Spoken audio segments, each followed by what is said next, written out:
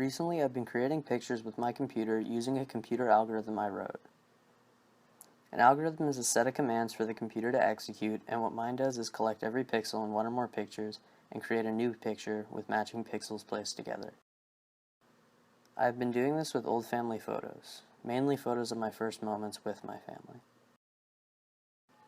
The original intention for this was to recreate the similarities of past experiences, mainly its light and color. I found myself disconnecting and daydreaming more often than not about these experiences.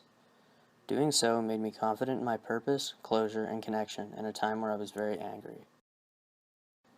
I admit this was unhealthy. Constantly disconnecting from one's present reality is nothing more than a coping mechanism.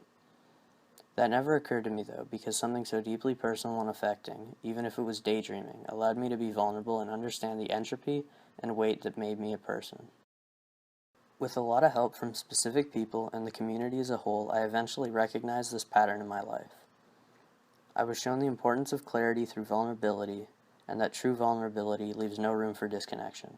I understood my ways of coping and my reasons, and from there I began to look at my current surroundings without obsessing over their relation to me, focusing on my intimacy with others rather than the spaces they occupied.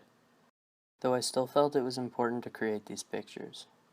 I knew that they could no longer offer the absolute answers to the disconnection and purposelessness I felt, but I figured that by reducing the image to its most basic form, maybe it didn't have to. These moments in time in their most basic form were an understanding of my life. Documented points in time that each revealed a different view of the world. By stripping them of their relation to me, these pictures became a generalized version of my experience, one that lacked any personal connection. I think it's important that I don't have this personal connection to the photo anymore, because I think it makes it easier for me and other people to confront what we associate with the image. I felt the process of reducing these images to be relatable to others in the same way they were to me was the antithesis of my original intention. I get to use my own past as a material, but the resulting image is not my own.